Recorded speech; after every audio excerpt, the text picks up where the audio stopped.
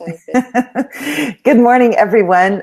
Thank you so much for joining us. I'm really excited to have my friend, Dr. Twila Blossom, with me today. We have been on a fun journey for almost a year.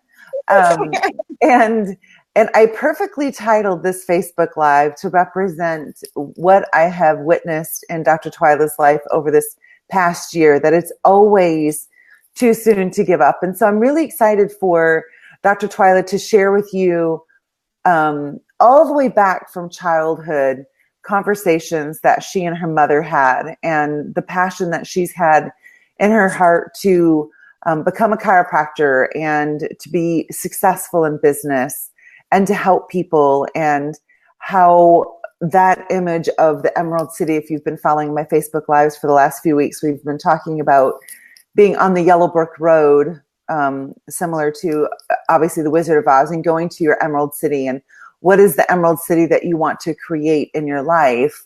Overall, what do you want it to stand for? And Dr. Twila has done a great job staying the course and refusing to give up. And so, Dr. Twila, good morning and welcome. And look at Dr. Robin joined us. Of course, it's so great to see you, Dr. Robin. Thank you so much for joining us. We love and adore you. So, Dr. Twila, let's jump right in, and let's go back to the beginning of the conversations that your mother taught you and the importance of having a strong female role model in your life. Well, one thing my mother, I guess, really instilled in me was to have faith in God and to really trust Him and to really get to know Him and to know that anything that's put in your heart you can accomplish. And when it looks crazy and you don't understand what's happening, but to really know that He has you. And so during this last year, it's been a very interesting road. And so that's what I would really go back on and rely on. That was and that I can have and be anything I wanted to be. So I appreciate her instilling that into me. And really, her and my great grandmother, they always said you only have one life, so you might as well let you see fit. So that really in your mind. Oh, sorry. It's kind of like delayed or choppy or something. I don't know. Robin, are you seeing any kind of a delay? If you can pop into the comments section, or if it's just on my end, it's kind of choppy, the connection. Is it for you too, Twila? On your end, yeah, a little bit. It is. Mm. But I mean, I could see you. It's just not crystal clear, but I can see you. Is that better? Yeah, that's perfect. Okay. So are the conversations that you had with them, the thoughts that kept coming through in your mind, when times would get tough, when, for this past year, the intention was to open and practice, and now you're about a month away. So, right. What exactly, and I know you have a huge passion in your heart too, to help Black women and help them understand, it's not the same, but we can still prevail. We can still be successful. So let's talk about that and the mission that you have in your heart to inspire others in that capacity. Well, I know as a minority, especially in this profession, our communities don't know about chiropractic. And so some of the health challenges that they face are based out of ignorance. But I really believe chiropractic as a whole can work and work wonders for everybody. But specifically because I am African American, I just have a bias and a passion for that community. And I just really want to change lives, not just healthy lives, but even instilling in chiropractors who want to own their own practice that they can do it. And it's a way to. And I remember something that you went to early on in your career. I think it was actually even when you were a student, and you were so perplexed by the message that the leaders were trying to perpetuate among among the students, kind of like, you're always going to be in debt and it's always going to be tough and, wham, wham, wham. And you're like, whoa, whoa, whoa, whoa, like time out. This is not like what I have in my heart, not what I have in my mind as to what I can accomplish in my life. How do you see that your mindset is different than a lot of individuals that you've met? And what's been formidable for you to have that kind of a mindset, especially this past year when it's been lots and lots of struggles?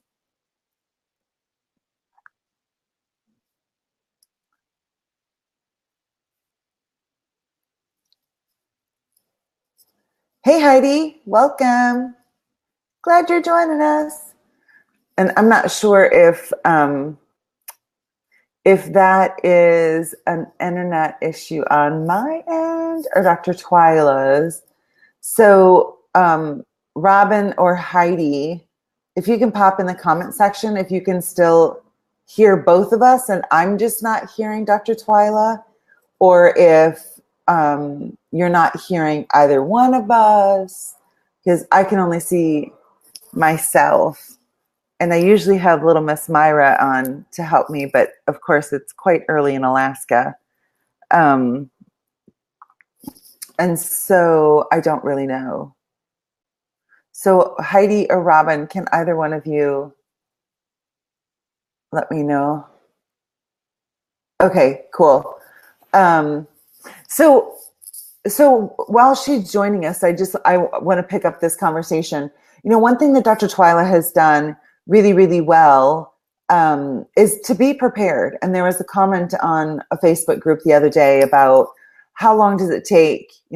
When should I expect to be successful in my practice? And so Bethany and Heidi and Robin and Debbie, if you ladies can pop into the comment section, when do you think how long does it take to be successful? What are the determining factors with success in terms of, I think that there is this notion of, like the first year is just going to be miserable and I'm going to be in the red. And then maybe by the second year, I'll be in the black. And then maybe hopefully by the, like the fifth year, I'll actually start making money. I've never really quite understood that mentality because I feel we have a lot more control over our circumstances than that. But I'm curious to know those who are still with me, Bethany, Heidi, Robin, Debbie, and let's see, Heidi, Debbie, Robin, Bethany, and I can't see the other viewers. If you could pop into the comment section and let me know, what do you think about that? Like when do we get to be successful and who gets to determine that? Does it have to be a struggle forever? It doesn't mean it's not going to be, but does it have to be? Do we just sit back and wait? And one thing that I've really noticed about Dr. Twila is that she has instead decided she's going to create her own course. And even though there have been lots of real estate setbacks and build out setbacks and contract setbacks, that she keeps pursuing it and she keeps moving forward. And the one thing that she's done really well is she keeps learning, so that when she opens her doors, man, her systems are just going to be golden. And she'll have all of her financial systems set up and all of her marketing systems set up. And today, when we get done doing this Facebook Live, she's going to go around to her community and meet the other business owners, and she's like meet them again, kind of thing, so that we can be in total control of the success that we enjoy, whether we enjoy it in 6 months, 3 months, or it takes us 20 years. Some practices really struggle for a lifetime. Other practices jump off and really get going right from the start. It's all dependent on what we do and how we determine our course is going to go. So Robin says, depends on attitude and your drive. You can't sit back and let things happen to you. You have to happen to things. Absolutely. You have to be up on your toes. You can't be back on your heels. And Debbie says, you determine your success. We have to take responsibility for that. If not the economy it's not the economy or the community. Absolutely, Debbie. And great job to both you ladies who've been in practice for quite some time and are continuing to grow yourselves and and grow your practice. I know Dr. Robin has grown her practice by over 180 office visits since the beginning of March, and that's not even a new practice, that's an existing practice. So don't ever think that it's too late to grow the practice of your dreams. All right, Twila, welcome back. Technical difficulties. And, well, you're definitely the one that champions over those things. So let's pick up and let's talk about. I was just talking about how proud I am of your preparation. What are you most excited about in opening your own practice? Several things, primarily really helping people be their best selves, because I really believe when you're healthy, you can accomplish everything. I really believe that statement that health is wealth. Recently, I think Friday will be 2 weeks. One of my classmates was actually passed because she died from stage 4 cancer. And I often wondered, like, that statement really hit home for me, because I wondered if she had like $100 million in the bank at that moment as she was transitioning, would that have mattered to her, or would have been, hey, I would pay $100 million to get more time and get my health back and get my life back so I can spend time with my family. So I think people undervalue, they don't put enough value and priority on their health. And when people really understand that you only have one body, and to really accomplish your goals and dreams, then you're fine and you can be your best self. I really believe chiropractic helps me teach that message, and it helps people be their best selves because they're healthy, and it's an authentic healthy. And so that's one of the things I want to accomplish. I also want to create a financial legacy for my daughters. So just really showing them that being a boss or being an entrepreneur is the way to go. And they don't necessarily have to be chiropractors, but to see, hey, my mom did this and made lots of money to support her life and her dreams. And just to really also help young women chiropractors, and they're necessarily not women, but that's just my little passion, just to really show them that they can be successful, and they still can be a mom, and they still can be a wife, and they don't have to be pigeonholed into this, well, I'm a wife, I'm a mother, I can't like live the life of my dreams as an entrepreneur. So those are my missions. Yeah, isn't that interesting how the thing that we love the most, being mothers, many times is used as a crutch to hold us back. And it doesn't have to be. You can be a mother and you can have a successful practice. You don't have to choose, or this isn't a single answer test. This is, you get to have what you want. Right. Is it going to look differently? Yeah, your life is going to be differently than somebody who's home full time, or somebody who doesn't have children. But to use your children as an excuse by which you can't live to your optimum potential in your practice is simply just kind of like at the beginning, showing ignorance, and not saying that you're dumb. It's just you haven't been shown how you can do both, how you can choose both. And and get away from the idea that it's going to be balanced. It's not going to be balanced. It's going to be crazy. It's going to be chaos. It's going to be obsession. And at the core of all of it, it's going to be a whole bunch of fun. You bring up something really interesting about your classmate. And I want to look at it from the other side of, since health is wealth, wealth is also health, right? That how many people are sick because they're broke. Right. And when individuals aren't living to their optimum potential in order to serve others and therefore make a handsome living, it definitely impacts their health in huge ways, because physical, chemical, and emotional stress. If you don't generate the income to buy the clean, organic, whole foods that you want, then your wealth interferes with your health. If you don't have the income to support your family, and now you're living, paycheck to paycheck, and it's a nonstop struggle, then that impacts your health. So they're definitely tied together. I love that in the boot camp we have open conversations about money. It's not that taboo thing.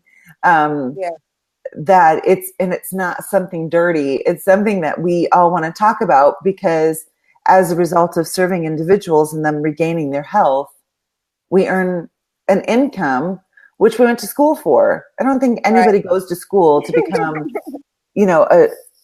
a missionary with a $300,000 debt.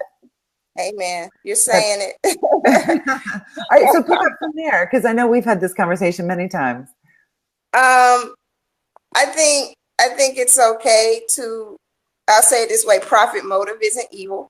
And people go to work to do what? Make money. And I think you just have to have an avenue and a means to make money. But the thing I think people are where money amassing so a certain amount of money is such a taboo thing is because people really, if you don't have a servant's heart behind it, then that's when it gets very, very, very tricky.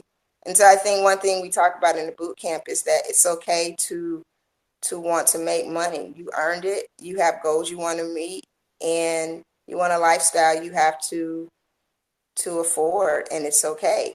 And you have a tool to use it, so use it and be great and awesome at it.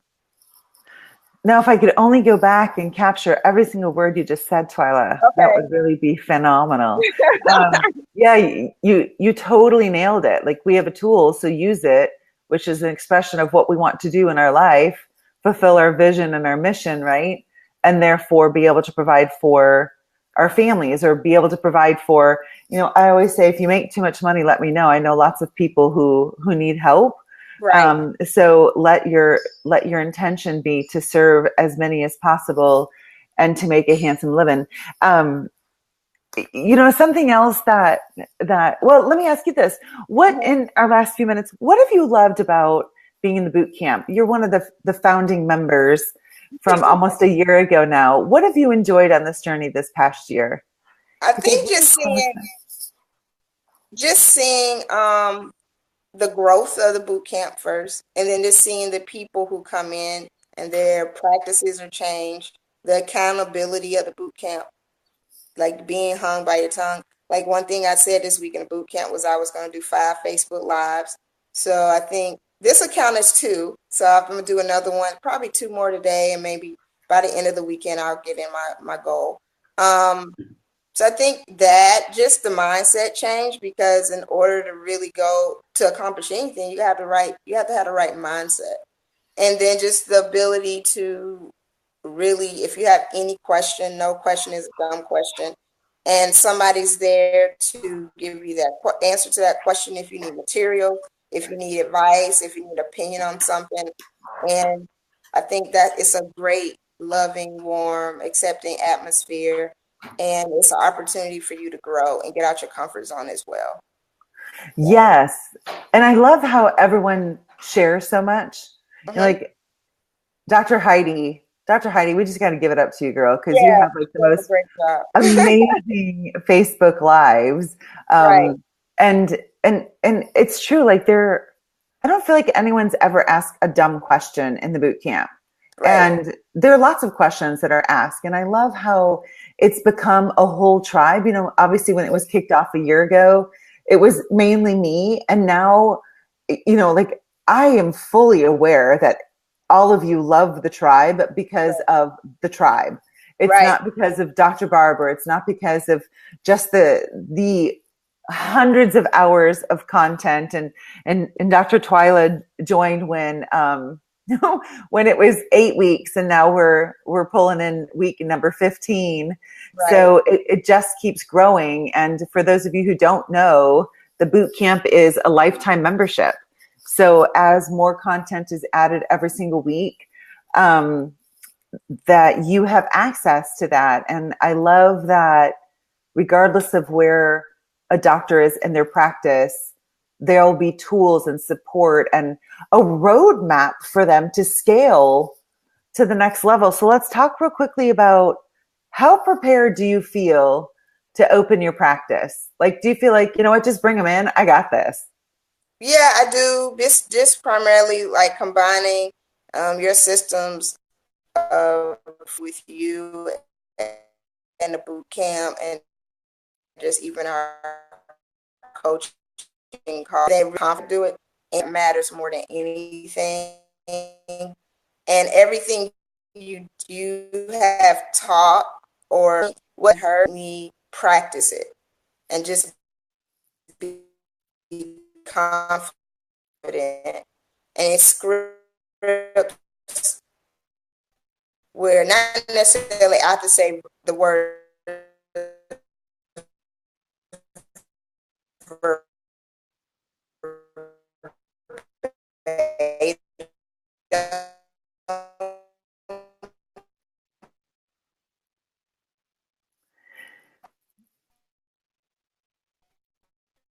So I'm not sure. But I can put my own personality and spin to it. And then with 100% system.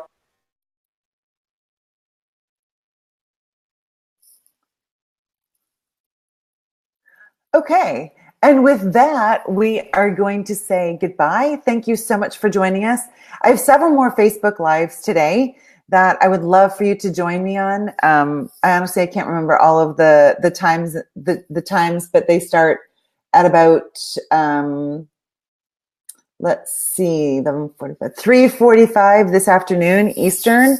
And I have Dr. Renee Teacherlow, Dr. Lyle Kosha, and then I'm doing one other. So I hope that you join us today, and may God bless you all. Thanks for joining us, and thank you so much, Dr. Twila. Have a great day.